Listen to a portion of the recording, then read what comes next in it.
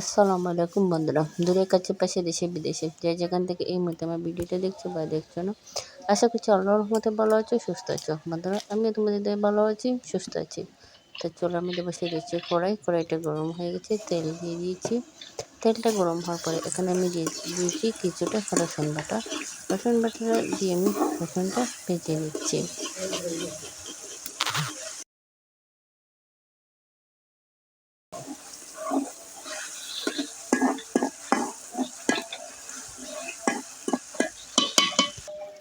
তো বন্ধুরা দেখো, আমার রসুনটা বাদামি কালার করে ভেজে নেওয়া হয়ে গেছে।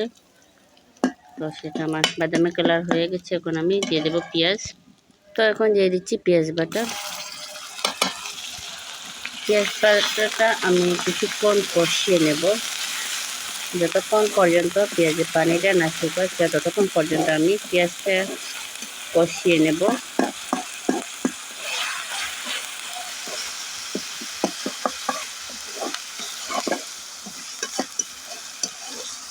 এইভাবে আমার পেঁয়াজটা কষানো হোক। তো পেঁয়াজটা আমি কিছুক্ষণ কষে নেওয়ার পরে আমি দিয়ে দিচ্ছি আধা চামচ হলুদের গুঁড়া, দিয়ে দিচ্ছি মরিচের গুঁড়া। তো এখানে আমি 1.5 চামচ মরিচের গুঁড়া অ্যাড করলাম। জালটা যে যেরকম খান ঠিক সেই রকম দেবেন। দিয়ে দিচ্ছি আধা চামচ ধনিয়ার গুঁড়া। দিয়ে এখন আমি মশলাগুলা ভালো করে কষিয়ে নেব বন্ধুরা। তো এখানে আমি রান্না করতেছি ইলিশ মাছ। তো মাছটা আমি ভালো করে ধুয়ে পরিষ্কার করে নিয়েছি। পরিষ্কার করে নিয়ে মাছটা হলুদ লবণ মরিচ দিয়ে মাছটা ভেজে নেওয়া হয়ে গেছে। সেগুলা ব্যাক ক্যামেরা করেছি, তোমাদের সাথে শেয়ার করে নিই। তো মাছটা আমরা আজকেই কিনেছিলাম সকালে, ইলিশ মাছ। তো কিনা কাটাকুটি ভাজা এগুলো তোমাদের সাথে শেয়ার করা হয়নি, ভিডিওটা লম্বা হয়ে যাবে বলে। তো এখন রান্না কীভাবে করতেছি সেটা আমি তোমাদের সাথে শেয়ার করতেছি বন্ধুরা। দেখতে থাকো, সঙ্গে থাকো, আশা করি ভালো লাগবে। তো এখন আমি অ্যাড করবো একটু পানি দিয়ে আরও কিছুক্ষণ আমি মশলাটা কষিয়ে নেব। তো বন্ধুরা, যারা আমার ভিডিওটা ক্লিক করেছে প্লিজ সবাই ফুল ওয়াচ করবে, কেউ অ্যাডটা স্কিপ করবে না। আর যদি আমার ভিডিও দেখে তোমাদের কাছে কোথাও কোনো অংশ একটু ভালো লেগে থাকে তাহলে তোমাদের বন্ধু বান্ধব আত্মীয় স্বজন সবার কাছে শেয়ার করে দেবে।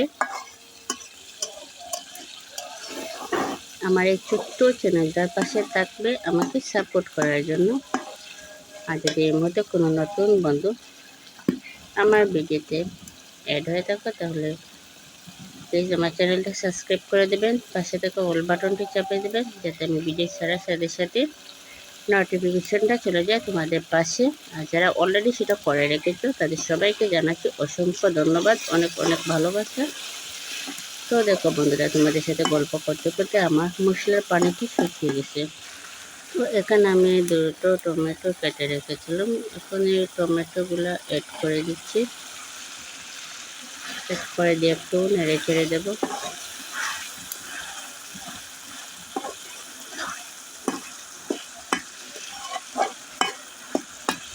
আর যে মাছগুলো কথা বলেছিলাম, এই যে মাছগুলো আমি কেটে কুটে দিয়ে পরিষ্কার করে হলুদ লবণ মরিচ দিয়ে মেখে ভেজে নিয়েছি। এখন আমি মাছগুলো ঢেলে দিচ্ছি। তো এখন দিয়ে দেবো স্বাদ মতো লবণ। আর এখানে হচ্ছে সরিষা বলেন বা হয়রো বলেন, যেটা বলেন যে, তো সেগুলো ধুয়ে নিয়ে বেটে নিয়েছি, শিলপাটা দিয়ে বেটে নিয়েছি। তো এখন এগুলা দিয়ে দিচ্ছি। আমরা সরিষা বলি, হয়রো বলি, তো কে কী বলেন সেটা অবশ্যই জানাবেন। সেটা হচ্ছে লাল সরিষা। তো এটা দেওয়া হয়ে গেছে আমার। তো এইভাবে মাছটা মশলাটা সরিষাগুলো সব একসাথে আমি কিছুক্ষণ কষিয়ে নেব।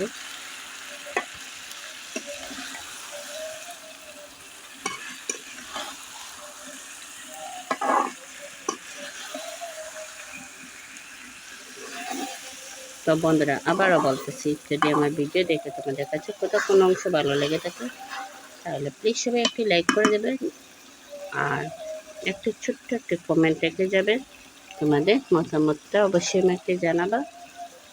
যদি ভুল হয় অবশ্যই সেটা কমেন্ট করে জানিয়ে দেবা। তো দেখো কিছুক্ষণ কষে নেওয়ার পরে এখন আমি পানি অ্যাড করে দিচ্ছি।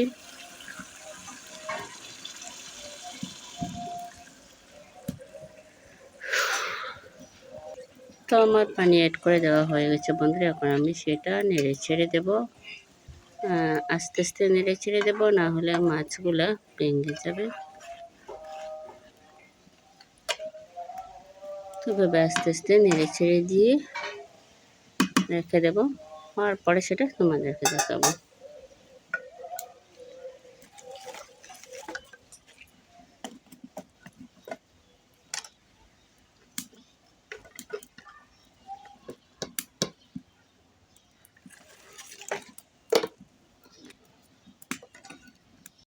দেখো আমার তরকারিটা বলক এসে গেছে।